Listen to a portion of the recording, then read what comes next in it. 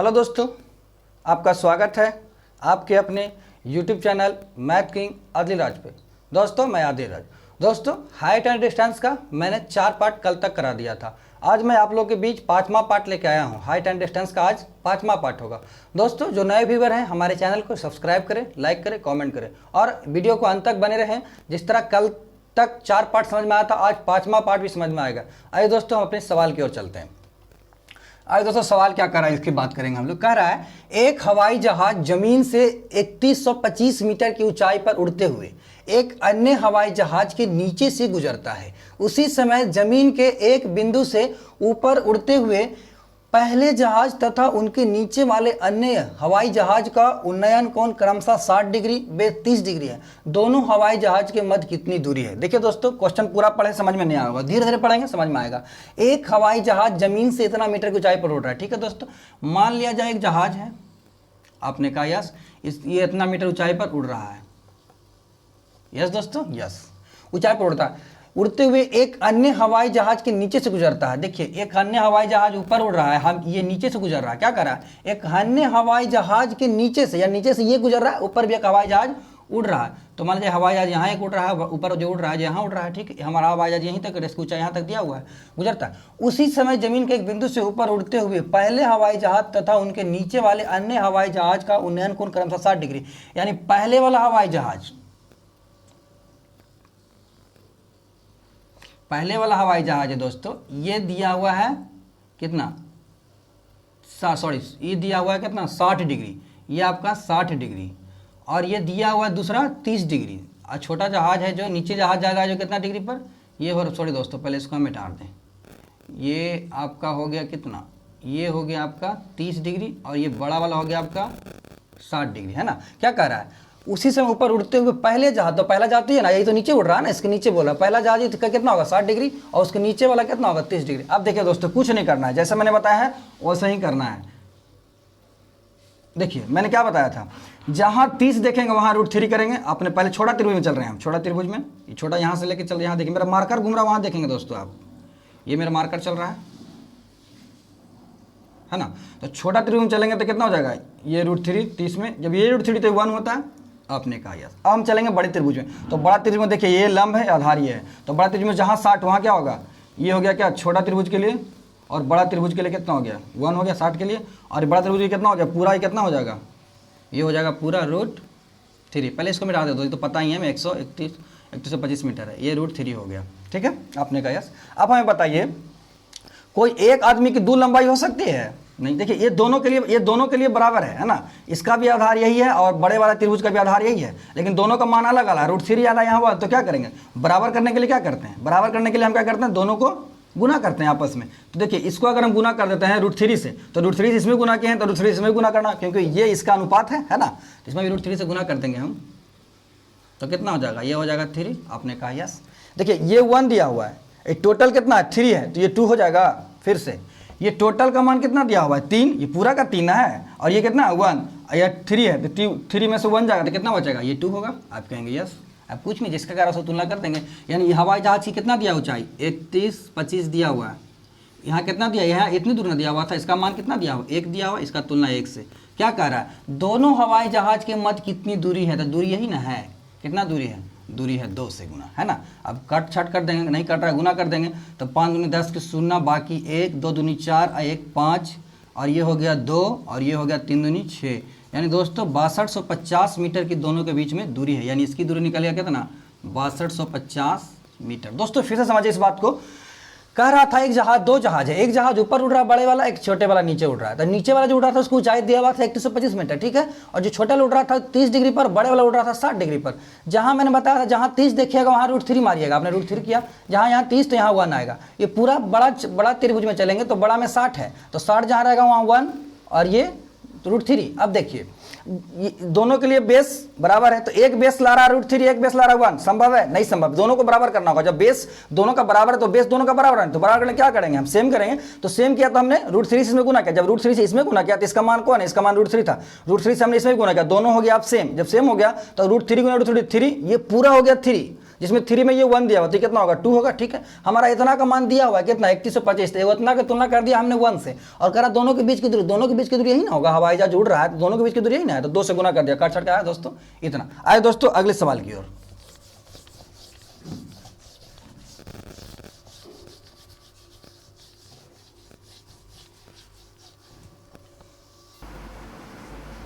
आइए दोस्तों दूसरे सवाल की ओर।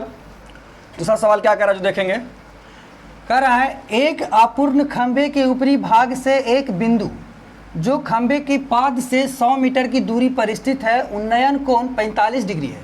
यदि पूर्ण खंभे के ऊपरी भाग का उसी बिंदु से उन्नयन कोण 60 डिग्री है तो अपूर्ण खंभे की लंबाई बताए। देखिए दोस्तों एक खंभा है जो आधा है, जैसे मान लीजिए ये आधा खंभा है, मैंने मान लिया कि आधा ये खंभा है। ठीक है, ये अपूर्ण खंभा कह रहा है ना, एक अपूर्ण खंभा ऊपरी भाग से एक बिंदु जो खंभे के पास से 100 मीटर की दूरी पर है, यानी कि 100 मीटर की दूरी पर है। ठीक है, दूरी पर है स्थित है, उन्नयन कोण 45 डिग्री है। ठीक है दोस्तों, इसका उन्नयन कोण है ना जो 45 डिग्री है।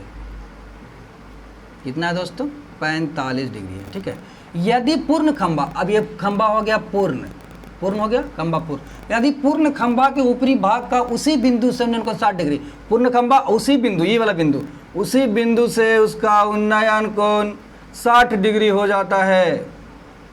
कितना होगा दोस्तों 60 डिग्री हो जाता है। तो अपूर्ण खंभे की भाग की लंबाई, यानी अपूर्ण खंभा कौन था, ये तो पूरा हो गया, यहाँ से क्या था ये अपूर्ण, इसकी बता रहा है कि बताइए कि कितनी लंबाई है, बड़ी है। देखिए आइए, सॉरी अपूर्ण खंभा ये ना हुआ, ये बना, इसकी लंबाई देखिए कैसे निकालना है, कुछ नहीं करना है। जहाँ 45 देखते हैं वहाँ क्या करते हैं 1, ये 1, 45 में दोनों बराबर होता है, आधार और लंब दोनों बराबर होता है, 1 1 कर दिया। फिर देखिए अब 60 में आएंगे, बड़े त्रिभुज में मार्कर चल रहा है, देखिए बड़ा त्रिभुज है दोस्तों, जहाँ मेरा मार्कर चल रहा है ध्यान देखेंगे, ये बड़ा त्रिभुज है। ठीक है, तो बड़े त्रिभुज चलेंगे तो बड़ा त्रिभुज क्या है 60 है, तो 60 में क्या होता है 60 में भी 1 ही होता है और √3 होता है, ये पूरा क्या हो जाएगा √3। अब देखिए इस बार क्या है कि दोनों का बेस आधार है, इसका ही मान 1 था, इसका ही मान 1 था, इस बार सेम करने की कोई जरूरत नहीं है, सेम इसे पहले से। अब देखिए कुछ नहीं करना है, जब ये √3 ये 1 तो कितना हो जाएगा, इसका मान कितना होगा, देखिए ये पूरा √3 जिसमें 1 तो कितना हो जाएगा √3 - 1। फिर से एक बार समझिए इस बात को, जैसे कहने का मतलब ये पूरी लंबाई कितना है √3 है, आपने कहा यस, और जिसमें इतना दिया हुआ 1 तो ये कितना होगा, इसमें से घटा देंगे √3 - 1, आपने कहा यस। देखिए तो इसकी दूरी कितना दिया हुआ है 100 दिया हुआ है, यहाँ 100, यहाँ कितना निकाल कर लाए हैं, यहाँ 100 का तुलना 1 से, यहाँ 1 से। ठीक है, क्या कह रहा है कि खंभे की लंबाई कितनी बढ़ी, तो बढ़ा लंबाई तो पहले तो यही था, अब बढ़ा गया इतना ना बढ़ा, तो इसी को निकालना था, कितना से कर देंगे √3 - 1 से गुना, तो कितना हो जाएगा 100 √3 - 1 मीटर। ये हो गया आपका आंसर दोस्तों। फिर समझ लीजिए एक अपूर्ण खंभा था, यानी आधा खंभा था दोस्तों, जो 45 डिग्री पर था, लेकिन खंभा थोड़ा बढ़ा यानी पूरा खंभा बन गया, तो वो क्या हो गया 60 डिग्री पर उन्नयन कोण हो गया। तो देखिए हमने बताया था जहाँ 45 देखेंगे वहाँ 1, 45 में लंब और आधार दोनों बनते, यहाँ भी 1 वहाँ भी 1। 60 में क्या होता है, यहाँ 1 यहाँ पूरा √3, जिसमें ये पूरा √3 जिसमें ये 1, तो ये कितना होगा √3 - 1। इसकी दूरी दी होता 100 की तुलना 1 से, इसकी मांगता निकालना है, कैलकुलेशन के आंसर आएगा दोस्तों। ठीक है दोस्तों, आइए आप अंत तक बने रहिए, आपको हर एक क्वेश्चन समझ में आएगा दोस्तों, और जिन्हें समझ में नहीं आ रहा वो पिछला 4 वीडियो देख लें, क्योंकि थ्योरी जिनको समझ में आएगा दोस्तों नहीं बन पाएगा। ठीक है दोस्तों, आइए अगले सवाल की ओर।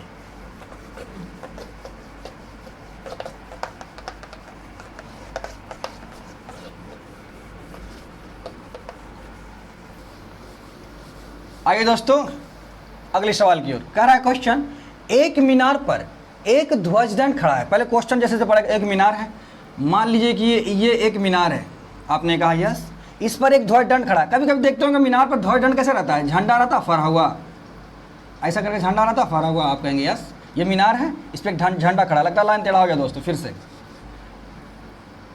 ये हमारा मीनार है, ज़्यादा ऊंचा हो जाएगा, नीचे जगह है ना हमारे पास, स्पेस है। देखिए ये एक मीनार है, इस पर देखते होंगे आप कभी कभी ध्वजदंड सबके घर, आज के टाइम में हिंदू धर्म में कोई मुस्लिम धर्म सबके घर में रहता है, तो ऐसा करके ये ध्वजदंड हो गया, रहता है ना।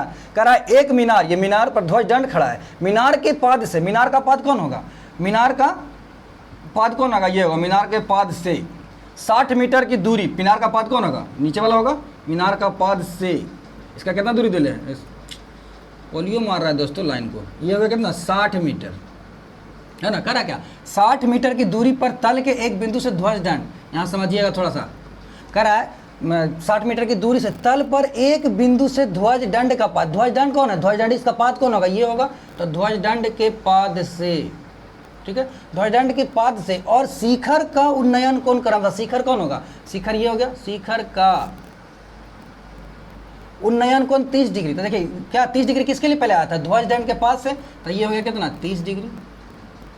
और क्या कह रहा था, शिखर, शिखर कौन है, शिखर से 60 डिग्री। देखिए दोस्तों हाइट एंड डिस्टेंस क्या है, अगर आप इसने फिगर बना लिया, आपने फिगर बन गया, क्वेश्चन 80% क्वेश्चन बन चुका है, 20% आपको खाली कैलकुलेशन करना होता है, क्वेश्चन सॉरी जिसको मैंने फिगर बनाना आ गया, क्वेश्चन बनाना आ गया। आइए दोस्तों देखते हैं, फिगर हमारा तैयार है, क्वेश्चन बनकर तैयार है। अब देखिए हमने बताया था जहाँ छोटा त्रिभुज चलेंगे, मेरा मार्कर जहाँ चल रहा है वहाँ ध्यान दीजिएगा, ये छोटा त्रिभुज है, आपने कहा यस सर, देखिए छोटा त्रिभुज है, देखिए छोटा त्रिभुज है, तो छोटा त्रिभुज क्या है 30 डिग्री है, तो 30 डिग्री मैंने बताया है कि जहाँ 30 डिग्री देखना है वहाँ क्या कर देना है √3, तो ये √3 होगा, तो पक्का ये 1 होगा, आपने कहा यस। अब बड़े में चलेंगे तो बड़ा त्रिभुज देखिए ये है ध्वज दंड वाला पूरा बड़ा त्रिभुज, तो बड़ा में 60 है, 60 में तो 60 होगा, तो क्या होगा 60 में 1 होता है, ये पूरा क्या हो जाएगा √3 हो जाएगा। अब तो आप लोगों को दोस्तों रटा गया होगा क्योंकि ये 5वां पार्ट डला गया आज हाइट एंड डिस्टेंस का, ठीक है दोस्त। यहाँ देखिए, देखिए ये तो बराबर लाइन है, तो कोई नाप रहा है तो किसी का √3 आ रहा है, कोई नाप रहा है तो 1 आ रहा है, संभव है, नहीं संभव। एक ही दूरी को दो लंबाई कैसे हो सकता है, √3 होगा ना तो 1 होगा, कोई नाप रहा है √3 कोई 1, इसका मतलब क्या करेंगे, दोनों को सेम करेंगे। सेम करने के लिए क्या करना होगा, हमें √3 से गुना करना होगा, एक में √3 से गुना कर दिया, तो जब यहाँ एक √3 से गुना किया है तो √3 से गुना यहाँ भी करना होगा, तो हमने √3 से गुना यहाँ भी किया, जब √3 से गुना किया तो √3 गुना √3 कितना 3। देखिए ये पूरा हो गया कितना 3, ये कितना 1, तो ये कितना हो जाएगा 2, फिर से ये पूरा 3 जिसमें ये 1, तो ये कितना होगा 2, ठीक है दोस्तों। क्वेश्चन बनकर तैयार है। अब जिसे करा से कर दीजिए, करा 60 मीटर की दूरी पर, तो ये हो गया 60 मीटर, इसका कितना दिले है √3 दिले है अनुपात में, क्या कह रहा है ध्वज दंड की ऊंचाई, ध्वज दंड कौन है दोस्तों, ध्वज दंड यही ना है, ये तो मीनार है, ध्वज दंड की ऊंचाई निकालिए, ध्वज दंड की ऊंचाई कितना निकलेगा 2 से, तो देखिए कितना हो जाएगा, इसको काटेंगे, सॉरी थोड़ा हम बेसिक से काटेंगे, 60 को हम लिख सकते हैं 20 गुना 3 बीतिया 60 √3 गुना 2, आप कहेंगे यस। अब देखिए 20 √3 को लिख सकते हैं हम √3 गुना √3 बटा √3, आप कहेंगे यस, गुना 2, √3 से √3 गया, आप कहेंगे यस। तो 20 दूनी कितना का दोस्तों, 20 दूनी हो गया 40, और ये कितना बच गया √3, यानी इतना मीटर क्या हो गया ध्वज दंड की लंबाई, यानी इसकी लंबाई निकाल गया कितना 40 √3 मीटर। दोस्तों मुझे उम्मीद है कि ये भी क्वेश्चन आपको अच्छी तरह समझ में आया होगा। आइए अगले सवाल की ओर।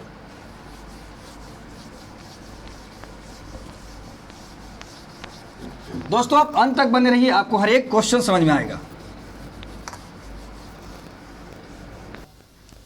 आइए दोस्तों अगले सवाल की ओर।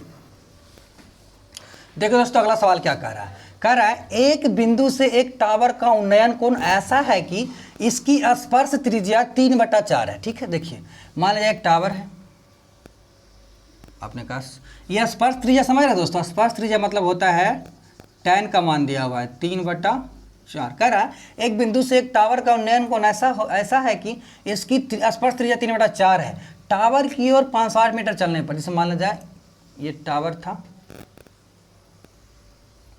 ठीक है, दे दिया tan, टावर क्या होता है, tan बराबर होता है लंब बटा आधार, तो लंब इसमें कौन होगा, लंब ये हो गया, तो लंब कितना होगा 3, आधार कितना होगा, आधार 4, ये पूरा 4 दोस्तों ऊपर लिख देते हैं। ठीक है, अब देखिए क्या कर रहा है कि टावर की ओर 560 मीटर चलना, टावर का ना, टावर ये इधर चलेंगे ना, तो टावर की ओर चलने पर, तो टावर की ओर चलने पर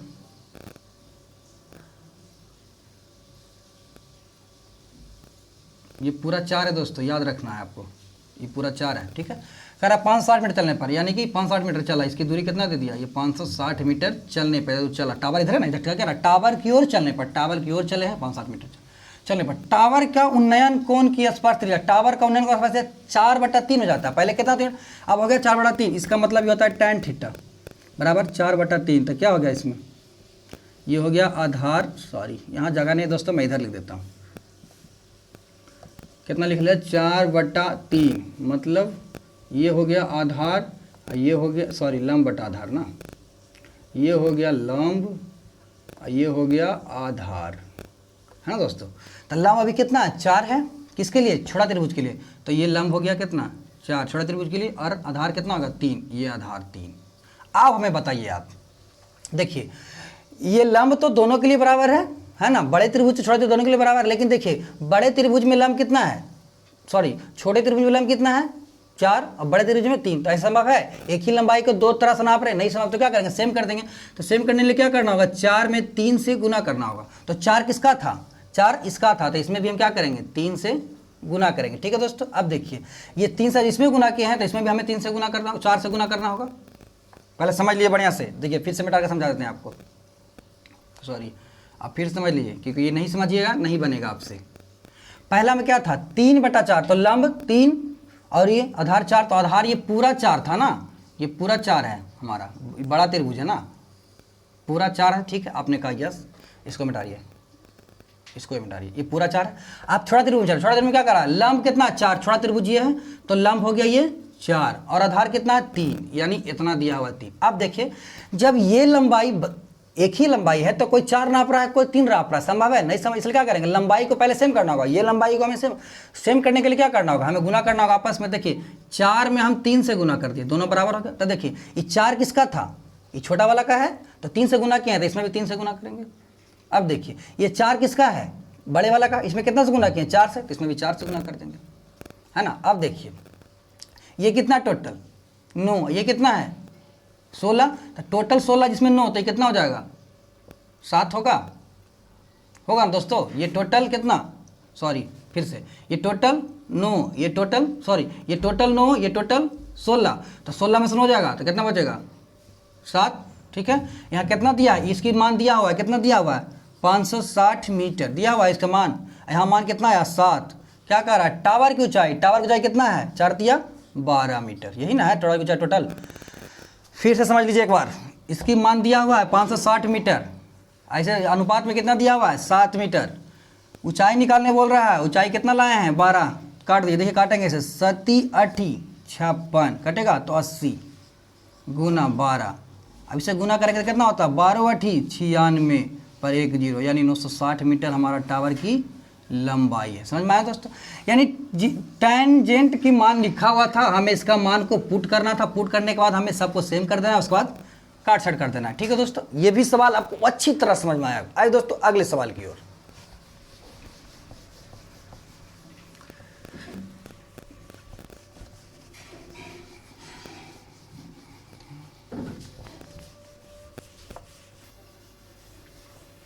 आइए दोस्तों आज का आखिरी सवाल देखेंगे हम लोग आज। देखिए कह रहा है जमीन के एक बिंदु से टावर के शिखर का उन्नयन को, ठीक है ये जमीन है, टावर जमीने पर रहता है, आप कहेंगे यस।